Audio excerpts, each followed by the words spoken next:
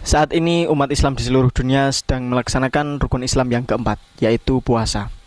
Puasa sendiri secara bahasa artinya imsakun atau menahan, dan secara istilah imsakun an muftirin atau menahan diri dari perkara yang membatalkan. Puasa bukan menjadi halangan untuk kita melakukan aktivitas sehari-hari, seperti halnya mandi. Walaupun saya sendiri jarang mandi.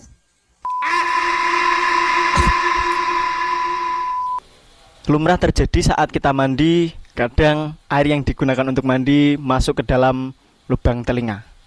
Lalu, bagaimana jika keadaan tersebut terjadi ketika kita sedang melakukan ibadah puasa? Simak penjelasan berikut ini.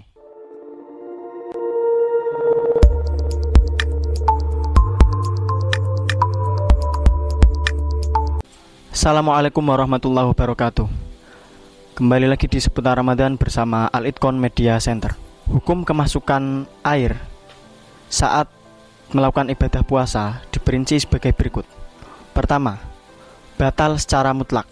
Perincian ini berlaku dalam aktivitas yang tidak dianjurkan oleh syariat, seperti ketika basuhan keempat dalam berwudu, atau mandi dengan keadaan renang, atau mandi dengan tujuan tabarut atau tanadzuf, atau dalam istilah Jawa untuk seger-seger.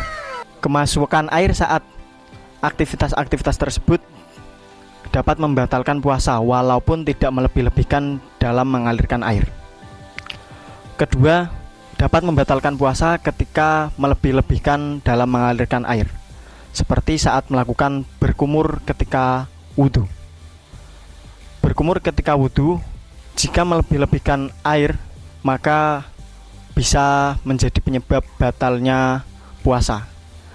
Akan tetapi apabila dalam berkumur tidak melebih-lebihkan dalam mengalirkan air, maka hukum puasa tetap sah.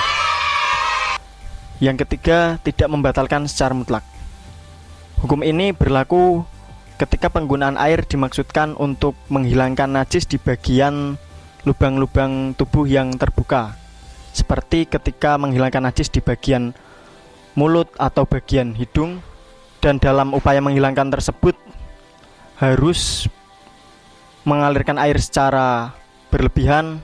Maka ketika air saat melakukan aktivitas tersebut masuk ke dalam lubang, hukum puasanya tetap sah, seperti yang dijelaskan oleh Syekh Abu Bakar bin Satok dalam karyanya kitab I'anatut Thalibin sebagai berikut. Walhasilu annal qaidata indahum annama sabaqa li jawfihi min ghairi ma'murin bihi yuftiru bihi aw min ma'murin bihi walau manduban lam yuftir. Wa istafadu min hadhil qaidati salah satu aksamin. Al awalu yuftiru mutlaqan balagha aula wa hadza fima idza sabaqal ma'u ila jawfihi fi ghairi matlubin karrabiati wa kan ghimasin fil ma'i likarohatihi lisoimi wa ka ghusli tabarrutin aw tanadzufin. Athani yuftiru in balagha wa hadza fima idza sabaqahul ma'u fi nahwil matmadati al matlubati fi nahwil wudu'i. Atsalitsu la yuftiru mutlaqan wa in balagha wa hadza 'inda tanajjusil fami li wujubil mubalaghati fi ghuslin najasati ala shaimi wa ala ghairihi lian ghusila kullama fi hadits dzahiri. Dari orang yang di atas dapat dipahami bahwa kemasukan air saat mandi dapat membatalkan puasa secara mutlak apabila mandi tersebut adalah mandi dengan niat tabarut atau tanadzuf, atau dalam istilah Jawa disebut adus ngalap seger-seger. Ketika seseorang tersebut dihukumi batal puasanya, apakah seseorang tersebut lantas dibebaskan untuk makan, minum, dan lain-lain? Tentu tidak. Seseorang yang batal sebab keterangan di atas, maka seseorang tersebut wajib imsak atau bahasa Jawanya ngeker, menahan diri dari sesuatu yang membatalkan puasa sampai datang waktu maghrib, karena dengan tujuan memuliakan bulan Ramadan. Saran dari kami, untuk meningkatkan kewaspadaan dan kehati-hatian saat kita beraktivitas sekiranya aktivitas tersebut bersinggungan dengan air, agar tidak ada air yang masuk ke dalam lubang-lubang anggota tubuh yang dapat membatalkan puasa. Lubang-lubang yang dimaksud diantaranya yaitu lubang mulut, lubang hidung, lubang telinga, lubang alat kelamin, dan lubang dubur. Membahas soal lubang, bagaimana jika seseorang yang sedang melakukan ibadah puasa mengalami sakit telinga dan obatnya adalah tetes telinga. Obat tetes telinga tidak dapat membatalkan puasa. Dalam kitab Bughyatul Mustarsyidin dijelaskan bahwa jika seseorang yang sedang berpuasa mengalami sakit telinga dan tanpa obat tersebut sakitnya bertambah parah hingga dia tidak bisa menahan sampai datangnya waktu maghrib tiba, maka menggunakan obat tersebut dihukumi boleh dan tidak membatalkan puasa.